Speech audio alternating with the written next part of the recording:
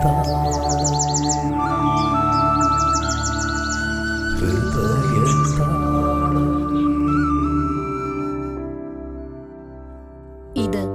ഭാരതത്തിന്റെ പരമോന്നത നീതിപീഠമായ സുപ്രീം കോടതിയിൽ ജഡ്ജിയായിരുന്ന ജസ്റ്റിസ് കുര്യൻ ജോസഫ്. 6 വർഷം നീണ്ട സുപ്രീം കോടതിയിലെ സേവനകാലത്തിനിടയിൽ 1000-ലേറെ വിധിന്യായങ്ങൾ എഴുതിച്ചേർത്ത 10 പേരിൽ ഒരാൾ. ക്രൈസ്തവ മൂല്യങ്ങളിൽ അടിയുറച്ചു നിന്നുകൊണ്ട് നീതിയുടെ കാവലാളായി പ്രവർത്തിച്ച ഇദ്ദേഹം തന്നെ വഴി നടത്തുന്ന ദൈവിക സാന്നിധ്യത്തെക്കുറിച്ച് നമ്മോട് പങ്കുവയ്ക്കുന്നു. സ്നേഹമുള്ള കുര്യൻ ജോസഫ് സാറിന് വീണ്ടും സ്വാഗതം. സാറ്, നമ്മൾ ഈ മരിയ സുഹൃതങ്ങളിലൂടെയുള്ള യാത്രയിലാണ്. 13 എണ്ണമാണ് സാറ് ഷെയർ ചെയ്തത്. 14ാമത്തേതിലേക്ക് പോകുന്നതിന് മുൻപ് നമ്മുടെ പ്രിയപ്പെട്ട പ്രേക്ഷകർക്ക് വേണ്ടി 13 ഒരിക്കൽ കൂടി പറയാമോ സാറേ? മാതാവ് വഴി ഈശോയിലേക്ക്, അതെ, ആ ഒരു വിശ്വാസത്തിലാണ്, ആ ഒരു പ്രതീക്ഷയിലാണ്, ആ ഒരു ശരണത്തിലാണ് നമ്മൾ മരിയൻ സുഹൃതങ്ങളെ ധ്യാനിച്ച് തുടങ്ങിയത്. മാതാവ് നമുക്കൊരു വഴികാട്ടിയാണ് ഈശോയുടെ കൂടെ സഞ്ചരിക്കാനായിട്ട്. മാതാവ് ഈശോയുടെ കൂടെ നമ്മൾ നടത്തിക്കൊള്ളും. അപ്പം ആ കൂടെയുള്ള നടപ്പിൽ, സ്വർഗരാജ്യത്തിലേക്കുള്ള ആ ഒരു പോക്കിൽ, ജീവിതം ഒരു തീർത്ഥയാത്രയാണല്ലോ, ആ തീർത്ഥയാത്രയിൽ നമ്മുടെ ജീവിതത്തിൽ ഉണ്ടാകുന്ന വിവിധങ്ങളായിട്ടുള്ള അനുഭവങ്ങളെ തരണം ചെയ്യാനായിട്ട് മാതാവിനിലൂടെ നമുക്ക് സ്വാംശീകരിച്ചെടുക്കാവുന്ന ചില മാതൃകകളാണ് മരിയൻ സുഹൃതങ്ങളായിട്ട് എൻ്റെ മനസ്സിൽ തോന്നിയിട്ടുള്ളത്. അത് ഈ യാത്രക്കാർക്ക് ഒരു ശ്രദ്ധിക്കാനുള്ളതാണ്. നമ്മളെല്ലാവർക്കും ജീവിത യാത്ര നമുക്ക് എല്ലാവർക്കും. അപ്പം ആ സുഹൃതങ്ങൾ ധ്യാനിച്ചുകൊണ്ടും അനുഷ്ഠിച്ചുകൊണ്ടും നമുക്ക് ജീവിക്കാൻ സാധിക്കുകയാണെന്നുണ്ടെങ്കിൽ ഈ യാത്ര സുഗമമാണ്, ലക്ഷ്യത്തിൽ എത്തിച്ചേരുന്നുള്ള കാര്യം ഉറപ്പുമാണ്. അപ്പം അങ്ങനെയാണ് നമ്മൾ ഈ മരിയൻ സുഹൃതങ്ങൾ ധ്യാനിച്ചു തുടങ്ങിയത്. 13 നമ്മൾ ധ്യാനിച്ചത്. ഇനി നമ്മൾ 14ാമത്തിലേക്ക് കിടക്കുകയാണ്. 14ാമത്തെ മരിയൻ സുഹൃതമായിട്ട് എനിക്ക് ധ്യാനിക്കാൻ കഴിഞ്ഞിട്ടുള്ളത് ജ്ഞാനത്തിൻ്റെ അടയാളമായി സഹനത്തെ സന്തോഷത്തോടെ സ്വീകരിക്കാനുള്ള കൃപ എന്നുള്ള മരിയൻ സുഹൃതമാണ്. ജ്ഞാനത്തിൻ്റെ അടയാളമായി സഹനത്തെ സന്തോഷത്തോടെ സ്വീകരിക്കാനുള്ള കൃപ. സഹനം സന്തോഷം തരുന്ന കാര്യമല്ല, അല്ല, ആർക്കുമല്ല. സഹനങ്ങളെ ഒഴിവാക്കാനാണ് നമ്മുടെ പ്രയത്നം മുഴുവൻ. നമ്മൾ ആശുപത്രിയിൽ പോകുന്നതും, നമ്മൾ പലരും ധ്യാനകേന്ദ്രങ്ങളിൽ പോകുന്നതും, ധ്യാനം കൂടുന്നതും, പ്രാർത്ഥിക്കാൻ ആവശ്യപ്പെടുന്നതും എല്ലാം ഓരോ തരത്തിലുള്ള സഹനങ്ങൾ ഒഴിവാകാൻ വേണ്ടിയിട്ടാണ്. അത് ചിലർക്ക് സഹനം രോഗങ്ങളുടെ രീതിയിലാവും, ചിലർക്ക് സഹനം ദാരിദ്ര്യത്തിൻ്റെ പേരിലാവും, ചിലർക്ക് സഹനം മറ്റ് ക്ലേശങ്ങളുടെ പേരിലാവും, ചിലർക്ക് സഹനം വേർപാടിൻ്റെ അസ്വസ്ഥതയുടെ പേരിലാവും, ചിലർക്ക് സഹനം ബന്ധങ്ങളിലുള്ള തളർച്ചയോ തകർച്ചയുടെ പേരിലാവും, ചിലർക്ക് സഹനം എന്താ പറയുക, തന്നെ ആരും മനസ്സിലാക്കുന്നില്ല എന്നുള്ളൊരു ചിന്തയാവും, ചിലർക്ക് സഹനം മാതാപിതാക്കളിൽ നിന്നുണ്ടാവും, ചിലർക്ക് സഹനം മക്കളിൽ നിന്നുണ്ടാവും, ചിലർക്ക് സഹനം നമ്മുടെ ബന്ധുമിത്രാദികളിൽ നിന്നുണ്ടാവും, ചിലർക്ക് സഹനം സഹപ്രവർത്തകരിൽ നിന്നുണ്ടാവും, ചിലർക്ക് സഹനം ജീവിത പങ്കാളിയിൽ നിന്നുണ്ടാവും. അങ്ങനെ ഒരു നമ്മൾ ഇടപെടുന്ന സമൂഹത്തിൽ ഏതെങ്കിലുമൊക്കെ തരത്തിൽ നമുക്ക് മനുഷ്യബന്ധങ്ങളുടെ മേഖലകളിൽ വ്യത്യസ്തങ്ങളായ സഹനങ്ങൾ സാധാരണഗതിയിലുണ്ടാവും. ഈ സഹനങ്ങളെ നമ്മൾ എങ്ങനെ നേരിടുന്നു, എങ്ങനെ നമ്മളതിനെ സ്വീകരിക്കുന്നു, ഉൾക്കൊള്ളുന്നു, അതിനോട് പ്രതികരിക്കുന്നു എന്നുള്ളതാണ് പരിശുദ്ധ അമ്മ നമുക്കെങ്ങനെ മാതൃകയാണ് എന്നുള്ളതാണ് ഈ മരിയൻ സുഹൃതത്തിലെ ഏറ്റവും വലിയ പ്രത്യേകത. അപ്പം സഹനത്തെ നമുക്കൊരു കുത്തിവെക്കാൻ വരുന്നു. സാധാരണ ഒരു കുത്തിവെപ്പ് നമുക്കെല്ലാവർക്കും പേടിയാണ്, ഇഞ്ചക്ഷൻ എടുക്കുന്നു. അപ്പം നമ്മൾ അത് കാണാതിരിക്കാൻ വേണ്ടി കണ്ണ് മാറ്റി പിടിക്കും. എന്നിട്ട് ഭയങ്കര ശക്തി, നമ്മുടെ ശരീരത്തിൽ എന്തോ ഒരു ശക്തി സംഭരിച്ചിട്ട് കുത്തുന്നവരെ അത് സഹിക്കാനുള്ള ഒരു ശക്തി എന്നുള്ളതാണ്. അപ്പം നമ്മൾ പലപ്പോഴും പലരോടും പറയാനുള്ള സഹിക്കാനുള്ള ശക്തിക്ക് വേണ്ടി പ്രാർത്ഥിച്ചാൽ മതി എന്നാണ്. ഞാനും ഉൾപ്പെടെ പലപ്പോഴും പറഞ്ഞിട്ടുണ്ട്. നമുക്ക് ഏതെങ്കിലും തരത്തിലുള്ള സഹനങ്ങളൊക്കെ വരുമ്പോൾ സഹനങ്ങളെക്കുറിച്ച് അറിയാൻ കഴിയുന്നവർ, ഇപ്പോൾ രോഗങ്ങളുടെ സഹനങ്ങൾ പലർക്കും ദൃശ്യമാണ്. ഈ ദൃശ്യമായ സഹനത്തിൽപ്പെട്ടതാണ് രോഗങ്ങളുടെ ഒരു സഹനം എന്നുള്ളത്. അപ്പം അങ്ങനെ രോഗങ്ങളിൽ സഹനത്തിന് ആശ്വസിപ്പിക്കാൻ വരുന്നവരോട് നമ്മൾ പറയും, അല്ലെങ്കിൽ കാണാൻ വരുന്നവരോട് നമ്മൾ പറയും പ്രാർത്ഥിക്കണം എന്ന് പറയും. പ്രാർത്ഥിക്കണം എന്ന് പറഞ്ഞാൽ സഹിക്കാനുള്ള ശക്തി കിട്ടാൻ വേണ്ടിയിട്ടാണ്. ഞാൻ അതിനെക്കുറിച്ചാണ് ഒരു കാലഘട്ടത്തിൽ ധ്യാനിച്ചുകൊണ്ടിരുന്നപ്പോൾ ഈ പെരുമ്പാവൂർ ക്ലാര മഠത്തിൽ, സാഞ്ചി ആശുപത്രിയുടെ ക്ലാര മഠത്തിൽ ഒരു സിസ്റ്റർ ബെസ്സി എന്ന് പറഞ്ഞിട്ട് ആ സിസ്റ്ററിന് ഒരു പ്രത്യേക അസുഖമായിരുന്നു. ദേഹം മുഴുവൻ പിന്നെ നമ്മുടെ ഈ തൊലി ഉരിഞ്ഞു പോയിട്ട് ദേഹത്ത് തൊടാൻ പാടില്ല, അത്രമാത്രം സ്കിന്നില്ല, ഒട്ടും തന്നെ ഇല്ല. സിസ്റ്റർ മരിച്ചുപോയി. അപ്പോൾ ആ സിസ്റ്റർ ഭയങ്കര തീവ്രമായി പ്രാർത്ഥിക്കുന്ന ഒരാളായിരുന്നു, ഒത്തിരി പ്രാർത്ഥന. ഞാനൊരു ദിവസം സിസ്റ്ററെ കാണാൻ പോയി. ഇതുപോലെ സിസ്റ്ററുമായിട്ട് സംസാരിച്ചിരുന്നു. അപ്പോൾ എൻ്റെ മനസ്സിൽ അന്ന് തോന്നിച്ചൊരു ചിന്തയാണ്, സഹിക്കാനുള്ള ശക്തിക്ക് വേണ്ടി പ്രാർത്ഥിക്കുക എന്നുള്ളത് നമ്മൾ ദൈവത്തിൽ ആശ്രയം കുറയുന്നത് കൊണ്ടാണ്. ഒന്ന്, സഹിക്കാനുള്ള ശക്തിക്ക് വേണ്ടി പ്രാർത്ഥിക്കുക എന്ന് പറയുമ്പോൾ അതൊരു പ്രായോഗിക തലത്തിൽ നമ്മളൊരു ശക്തി എന്നുള്ള അർത്ഥത്തിലാണ്, ഒരു ഭൗതിക തലം മാത്രം ഉദ്ദേശിക്കുന്നത്. നേരെ വെച്ച് സഹിക്കാനുള്ള കൃപയ്ക്ക് വേണ്ടി പ്രാർത്ഥിക്കണം എന്നാണ് നമ്മൾ പറയേണ്ടത്. കാരണം സഹിക്കണം എന്നുള്ളത്, സഹനം ഒരു കൃപയായി ഉൾക്കൊള്ളാൻ കഴിയുമ്പോഴാണ് നമുക്ക് ആ സഹനത്തിൻ്റെ പിന്നിലുള്ള ദൈവിക പദ്ധതി എന്താണെന്ന് മനസ്സിലാക്കാൻ സാധിക്കുള്ളൂ.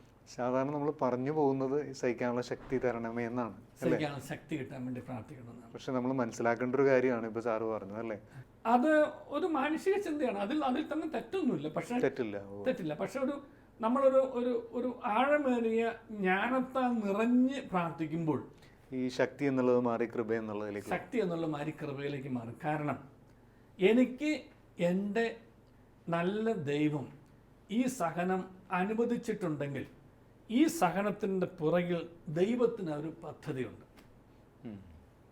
ആ പദ്ധതി തിരിച്ചറിയാനുള്ളതാണ് ഈ സഹനത്തോട് പിന്നെ എന്താ പറയുക, ദേഷ്യത്തോടെ പ്രതികരിക്കാതെ അല്ലെങ്കിൽ അമർഷത്തോടെ എതിർക്കാതെ സ്നേഹത്തോടെ അതിനെ ആത്മീയമായി ഉൾക്കൊള്ളാനും ആത്മീയമായി അതിനെ നോക്കിക്കാണാനും ആ ആത്മീയമായ നിറവോടുകൂടി പരിശുദ്ധമ്മ എവിടെയെങ്കിലും ദേഷ്യപ്പെട്ടതായിട്ടോ കാര്യമായി കരഞ്ഞതായിട്ടോ നമ്മൾ ഒന്നും കാണുന്നില്ല. വ്യാകുല മാതാവ് എന്നൊക്കെ നമ്മൾ മാതാവിൻ്റെ പറയുന്നുണ്ടെങ്കിലും മാതാവ് എവിടെയെങ്കിലും കരഞ്ഞതായിട്ടോ നമ്മൾ എങ്ങും കാണുന്നില്ല. നമ്മൾ കണ്ടിട്ടുള്ള മാതാവിൻ്റെ ചിത്രങ്ങളിലോ മാതാവിനെ കുറിച്ച് ഞാൻ നേരത്തെ സൂചിപ്പിച്ചു പാഷൻ ഓഫ് ക്രൈസ്റ്റ് എവിടെയൊക്കെ നോക്കുകയാണെങ്കിലും അതിതീവ്രമായ ദുഃഖങ്ങളിലൂടെ കടന്നു പോകുന്ന അവസരത്തിലും ഈ സഹനത്തെ ഉൾക്കൊള്ളുന്ന അമ്മയാണ് നമ്മൾ കാണുക. ഈ സഹനത്തെ സ്വീകരിക്കാൻ കഴിയാതെ അലമുറയിട്ട് കരയുന്ന ഒരു അമ്മയുടെ പടം ഇന്നേ വരെ ഞാൻ കണ്ടിട്ടില്ല. ഒട്ടേറെ 100 കണക്കിന് മരിയൻ ചിത്രങ്ങൾ ഞാൻ കണ്ടിട്ടുണ്ട്. പല രാജ്യങ്ങളിലെ മാതാവിൻ്റെ ചിത്രങ്ങൾ കണ്ടിട്ടുണ്ട്. നമ്മുടെ തന്നെ നാട്ടിൽ ഒരു മരിയൻ ഉത്സവം നടന്നപ്പോൾ അന്നൊരു ഒരു എക്സിബിഷൻ ഉണ്ടായിരുന്നു, പല മാതാവിൻ്റെ പല ചിത്രങ്ങൾ. അവിടെ ഒന്നും ഞാനിപ്പോഴും ഒരു അലമുറയിട്ട് കരയുന്നത്. അപ്പം നമ്മുടെ ഒരു മകൻ നമുക്ക് നഷ്ടപ്പെട്ടാൽ, നമ്മുടെ സഹോദരൻ നഷ്ടപ്പെട്ടാൽ, മാതാപിതാക്കൾ നഷ്ടപ്പെട്ടാൽ, അല്ലെ സ്വന്തക്കാരുടെ വേർപാടെന്ന് വരുമ്പോൾ സാധാരണ ഇതിൽ ഉൾക്കൊള്ളാൻ കഴിയും. നമ്മളൊരു തീവ്രമായ വേദന കൊണ്ട് നമ്മൾ കരഞ്ഞു പോകും, മാനുഷികമായ കരച്ചിൽ. പക്ഷെ ഈ അമ്മ ഈ സഹനത്തെ സ്വന്തം മകൻ്റെ അതിദാരുണമായിട്ടുള്ള ഒരു മരണം, ആ മരണത്തെ ഈ അമ്മ എങ്ങനെ സ്വീകരിച്ചു എന്നുള്ളതാണ് ഈ ജ്ഞാനത്തിൻ്റെ അടയാളമായ സഹനത്തെ എന്നുള്ള ഒരു ചിന്തയിലേക്ക് എന്നെ നയിച്ചത്. ഈ അമ്മ പിന്നെ നമ്മുടെ കുരിശൻ്റെ വഴിയിൽ 13-ാം സ്ഥലത്ത് നമ്മൾ ധ്യാനിക്കുന്നുണ്ട്. പുത്രൻ്റെ ശരീരം കുരിശിൽ നിന്ന് ഇറക്കിയിട്ട് കിടത്തുന്ന അമ്മയുടെ മടിയിലാണ്. പിയാത്ത എന്ന് പറയുന്ന അതിമനോഹരമായിട്ടുള്ള വിശിഷ്ടമായിട്ടുള്ള ഒരു കലാരൂപങ്ങളൊക്കെ ഉണ്ടായിരുന്നത് അവിടെ നിന്ന് തന്നെയാണ്. ആ പിയാത്തയിലേക്ക് അമ്മയുടെ ആ നോട്ടം മകൻ്റെ കണ്ണിലേക്ക് തന്നെയാണ്. മൃതനായി കിടക്കുന്ന മകൻ്റെ കണ്ണിലേക്ക് നോക്കുന്ന അമ്മയാണ് പിയാത്തന്. പക്ഷെ അവിടെ ഒന്ന് അമ്മയുടെ കണ്ണിൽ നിന്ന് കണ്ണുനീര് വീഴുന്നതായിട്ട് ഒരു ചിത്രകാരനും ഞാൻ ഇന്നേവരെ കണ്ടിട്ടില്ല. എവിടെയെങ്കിലും കാണുമെന്ന് എനിക്കറിയാം. പക്ഷേ എൻ്റെ ദൃഷ്ടിയിരുന്നവർ ഞാൻ കണ്ടിട്ടുള്ള 100 കണക്കിന് ചിത്രങ്ങളിൽ മാതാവ് കരയുന്നതായിട്ട് കണ്ടിട്ടില്ല. ഈശോ മൂലം കണ്ണീർ വാർത്തുന്നുണ്ട്. ലാസറിൻ്റെ പിന്നെ കുഴിമാടത്തിന് താൻ സ്നേഹിച്ചിരുന്ന ശിഷ്യൻ്റെ മരണത്തിൻ്റെ വേർപാടിൽ ഈശോ പോലും കണ്ണുനീർ വാർത്തു എന്ന് നമ്മൾ സുവിശേഷത്തിൽ വായിക്കുന്നുണ്ട്. പക്ഷേ ഈ മകൻ്റെ വേർപാടിൽ അമ്മ കരഞ്ഞു എന്ന് ഒരു സുവിശേഷം രേഖപ്പെടുത്തിയിട്ടില്ല. ഈ മാതാവിൻ്റെ ഈ സംഭവങ്ങളിലൂടെ ഈ ഈശോയുടെ കുരിശുമരണത്തിൻ്റെയും അത് കഴിയുമ്പോൾ സംസ്കാരത്തിൻ്റെ ഉത്ഥാനത്തിൻ്റെയൊക്കെ രൂപങ്ങൾ ആ സംഭവങ്ങളിലൂടെ ഒക്കെ കടന്നു പോകുന്നത് കണ്ടിട്ടുള്ള ശിഷ്യന്മാർ എഴുതിയിട്ടുള്ള സുവിശേഷങ്ങളിലുണ്ട്. അവിടെയൊന്നും ഈ മാതാവ് കരഞ്ഞൊന്നും കണ്ടിട്ടില്ല. അപ്പോൾ ഈ മാതാവിൻ്റെ സഹനങ്ങളില്ലാഞ്ഞിട്ടായിരുന്നു, ഇത് തീവ്രമായ സഹനം തന്നെയായിരുന്നു. നമ്മൾ ഈ മാനുഷികമായ രീതിയിൽ ചിന്തിക്കുമ്പോൾ കരയാനുള്ള സ്ഥലങ്ങളിലൊക്കെയാണ് മാതാവ്, കരയാനുള്ള സ്ഥലങ്ങളും കരയാനുള്ള സാഹചര്യങ്ങളും കരയാനുള്ള സംഭവങ്ങളുമായിരുന്നു. അപ്പൊ സ്ഥലങ്ങളും സാഹചര്യങ്ങളും സംഭവങ്ങളും കരയാൻ മാത്രമുള്ളതായിരുന്നിട്ട് പോലും അമ്മ കരഞ്ഞില്ല. കാരണം എന്താ? അമ്മയെ സംബന്ധിച്ചിടത്തോളം ജ്ഞാനം എന്നുള്ളത് നമ്മൾ ഇംഗ്ലീഷിൽ വിസ്ഡം എന്ന് പറയും, അറിവ് എന്നുള്ളത് നോളജ് എന്ന് പറയും. അപ്പോൾ അറിവ്, എനിക്കിപ്പോൾ നടുവേദന, അതെൻ്റെ ഒരു അറിവാണ്. എൻ്റെ ശരീരത്തിൽ ഡിസ്കിൻ്റെ ഒരു പ്രോബ്ലം, അല്ലെങ്കിൽ നടുവിൻ്റെ മാംസപേശികൾ പിന്നെ ഡീജനറേറ്റ് ചെയ്യണു, അത് ഒരറിവാണ്. അപ്പോൾ അതിൻ്റെ പേരിൽ എനിക്ക് നടുവിന് വേദന ഉണ്ടാകും. വയറിൽ പിന്നെ അപ്പൻഡിസൈറ്റിസിൻ്റെ പ്രശ്നം, അപ്പോൾ അതുകൊണ്ട് അവിടെ പൊട്ടുന്നു, അല്ലെങ്കിൽ പ്രശ്നം ഉണ്ടാകും, അവിടെ വേദന ഉണ്ടാകും. തലയ്ക്ക് ഒരു വേദന, പനിയുള്ളപ്പോൾ തലവേദന, അല്ലെങ്കിൽ ഓരോന്നും, അതുമെല്ലാം ഒരു മാനുഷികമായ അറിവാണ് ആ രോഗങ്ങളെ സംബന്ധിച്ച്. പക്ഷെ ചില രോഗങ്ങൾ നമുക്ക് ദൈവം അനുവദിക്കുന്നതിൻ്റെ പിന്നിൽ എന്തെങ്കിലും ഒരു പദ്ധതി ഉണ്ടാവില്ലേ? ഇതിനു മുമ്പ് ഒരിക്കൽ നമ്മൾ ധ്യാനിച്ചിട്ടുള്ള ഒരു സംഭവം ഞാൻ പറയുന്നുണ്ട്. ഈശോ ഒരു രോഗിയെ സുഖപ്പെടുത്താൻ ചെല്ലുമ്പോൾ ഈശോ പറയുന്നത് എന്താ? ഈ രോഗം മരണത്തിൽ കലാശിക്കാനുള്ളതല്ല. അല്ല.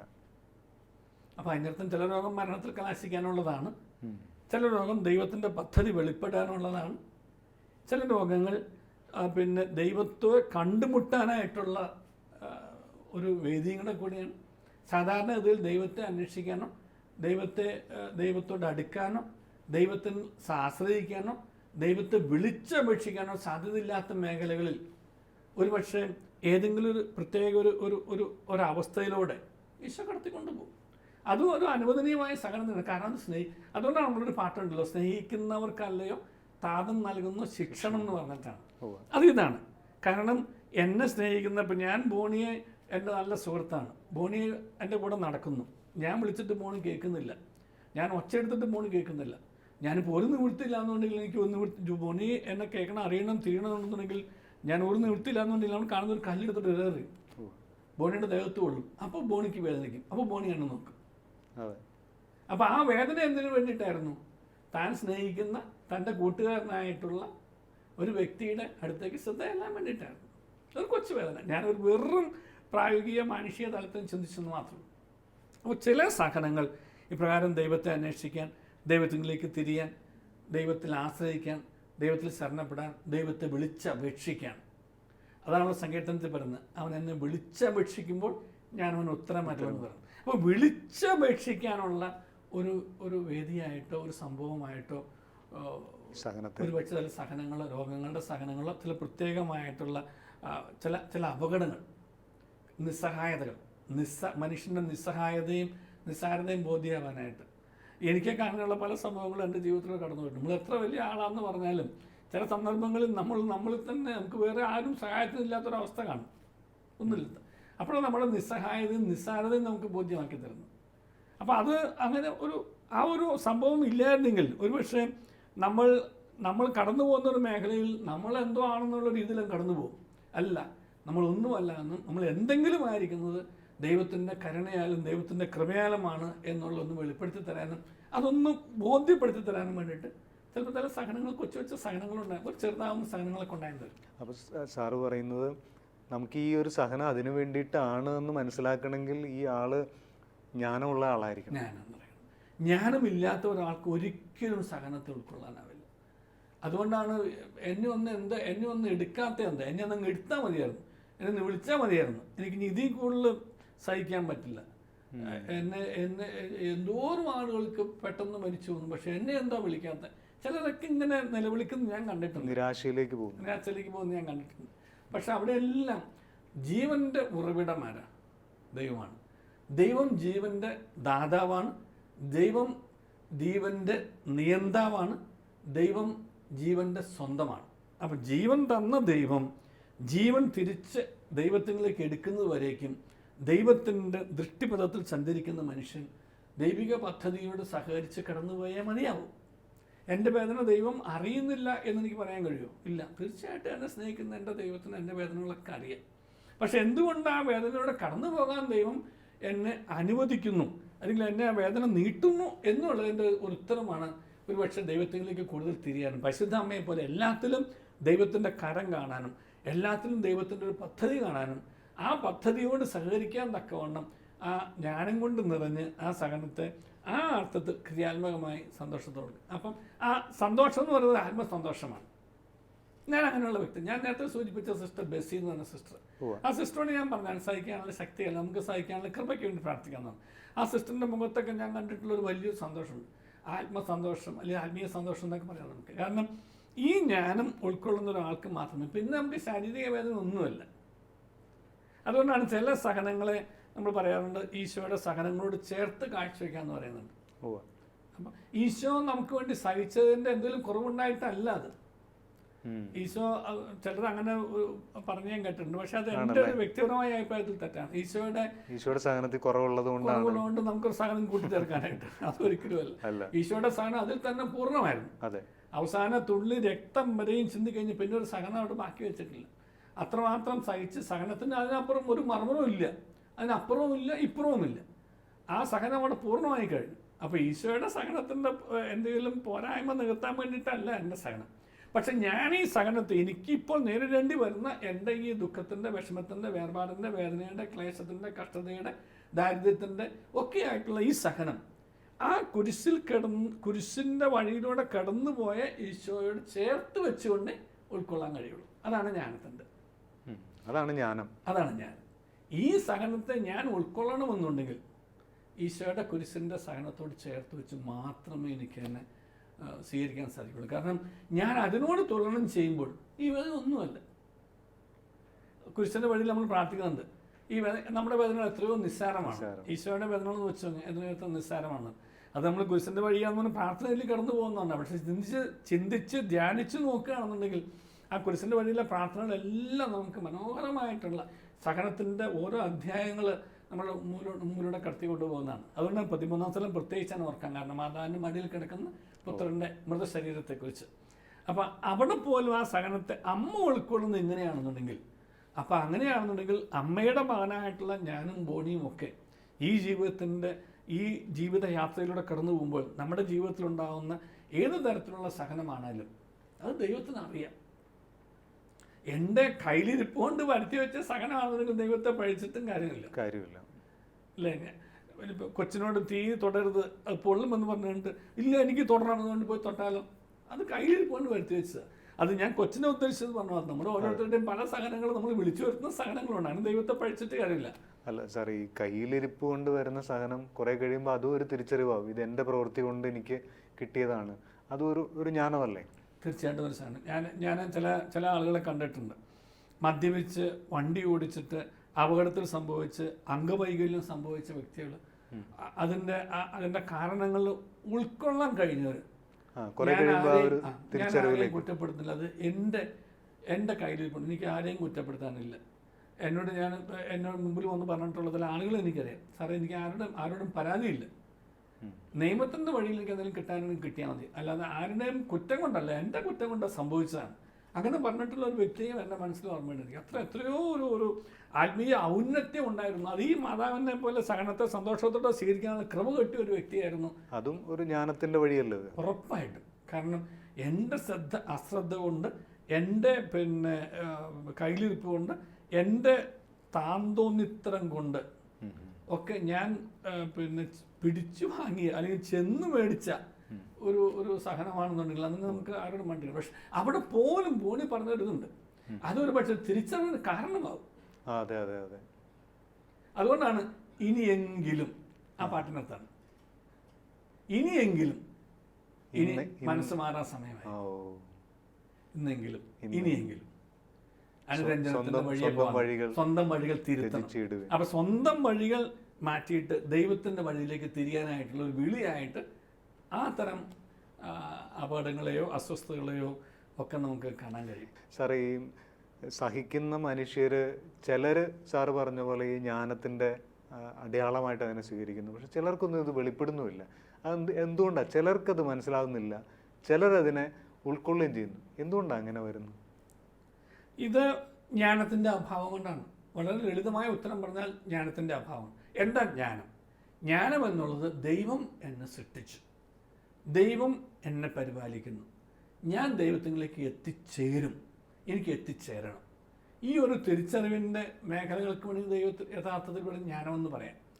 പക്ഷേ ഈ തിരിച്ചറിവ് മാനുഷികമായ തലങ്ങളിലൂടെ കടന്നു പോകുമ്പോൾ നമുക്ക് എപ്പോഴും കിട്ടിയെന്നിരിക്കും. അതുകൊണ്ടാണ് ഈശോ പറഞ്ഞത്, ഞാൻ പറയുന്ന ഒന്നും നിങ്ങൾക്ക് മുഴുവനായിട്ട് ഇപ്പോൾ സ്വീകരിക്കാനുണ്ട്, പക്ഷെ ഞാൻ നിങ്ങൾക്കൊരു സഹായകനെ തരും. അപ്പോൾ ഈശോ നമ്മുടെ കൂടെ ഉണ്ട്. പിന്നെ ഒരു അഡീഷണൽ ആയിട്ടൊരു സഹായം. ഇപ്പം വചനമാകുന്ന ആ ഒരു അറിവിൻ്റെ മേഖലയും ആ വചനത്തിൻ്റെ അഭിഷേകം നിറയുന്ന പരിശുദ്ധാത്മാവിൻ്റെ ഒരു പ്രവർത്തനവും നമ്മൾ വന്നു കഴിയുമ്പോൾ അപ്പോഴാണ് ജ്ഞാനം കൊണ്ട് നിറയാന്ന് പറയുന്നത്. അപ്പം ആ ജ്ഞാനം ലഭിച്ച വ്യക്തിക്ക് മാത്രമേ ഇപ്രകാരം സഹനത്തെ പോസിറ്റീവായിട്ട് കാണാൻ സാധിക്കുകയുള്ളൂ. അങ്ങനെ പോസിറ്റീവായിട്ട് കണ്ടാലാണ് അത് ആത്മീയമായ ഉയർച്ചയും വളർച്ചയും പിന്നെ നമ്മുടെ തന്നെ ഒരു വിശുദ്ധീകരണമായിട്ട് മാറുകയുള്ളൂ. അപ്പം നമ്മൾ ഇപ്പം നമ്മുടെ ഈ സ്വർണം ഉരുക്കിയിട്ട് ഒരു ആഭരണം ഉണ്ടാക്കാൻ പറ്റുള്ളൂ.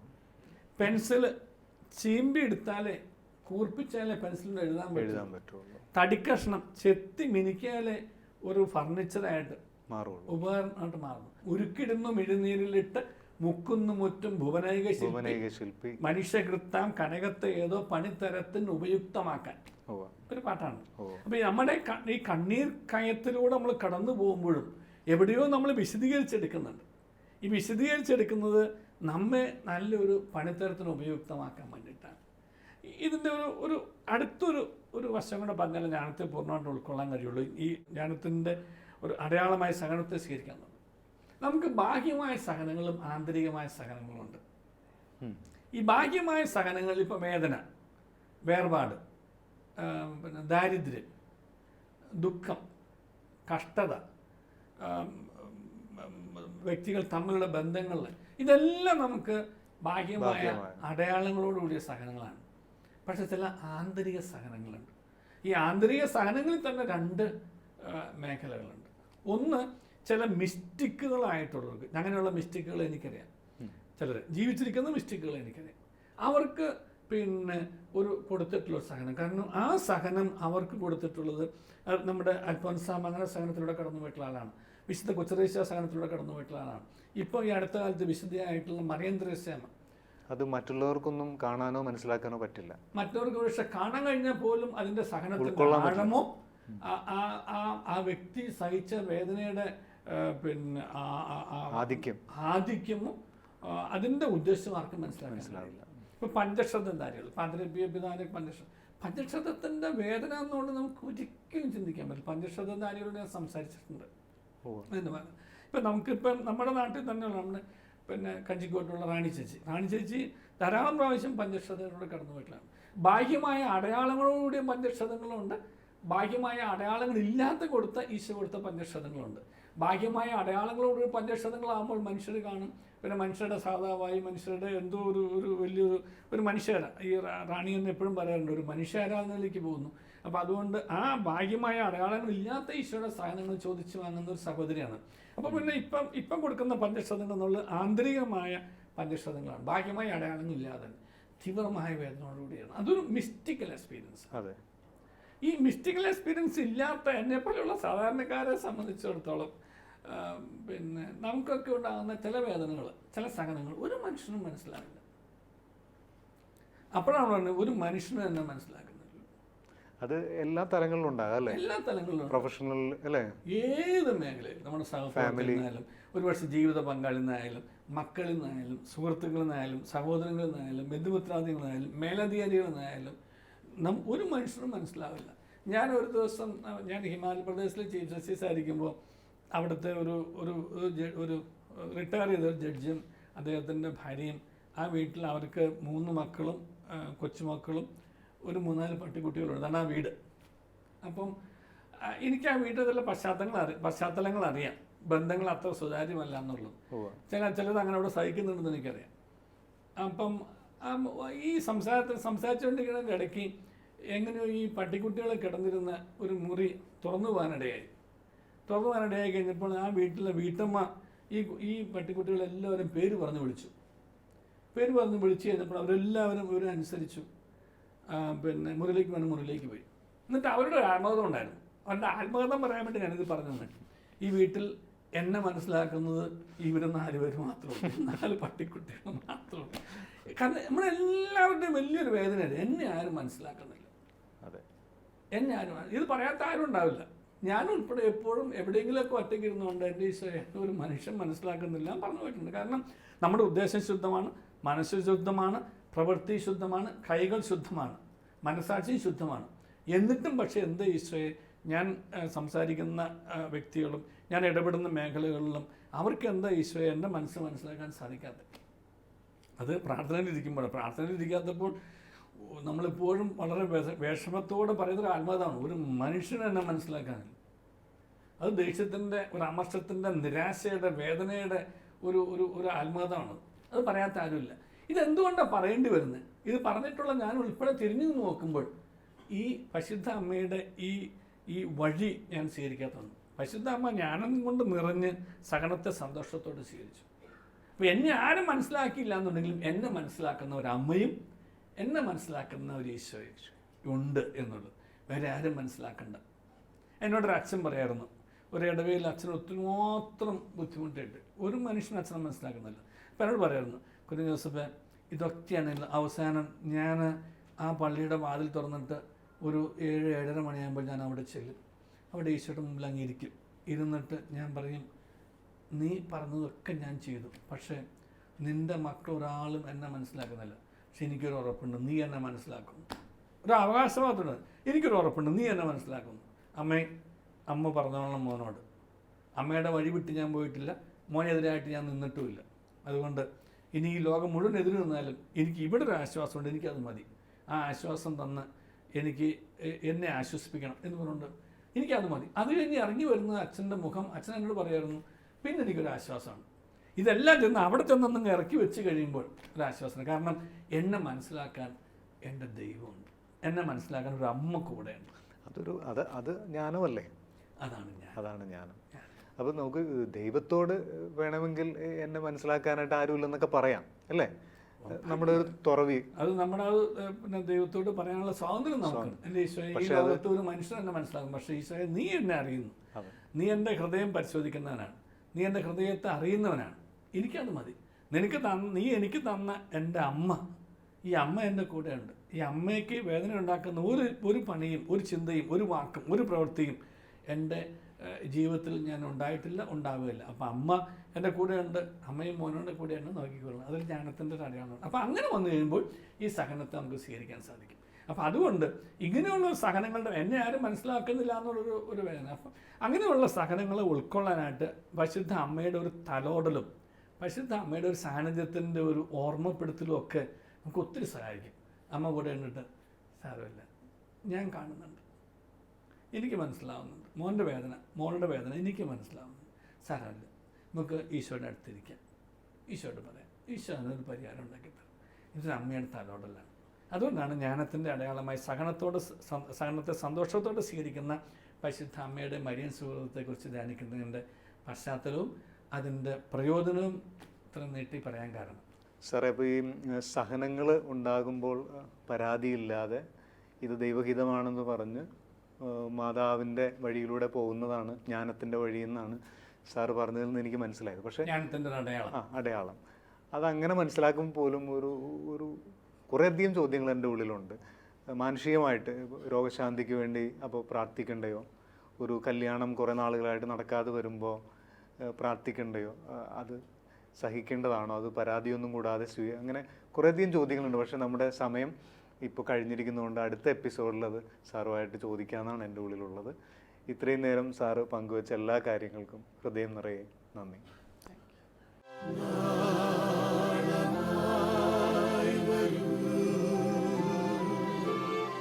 നിതാ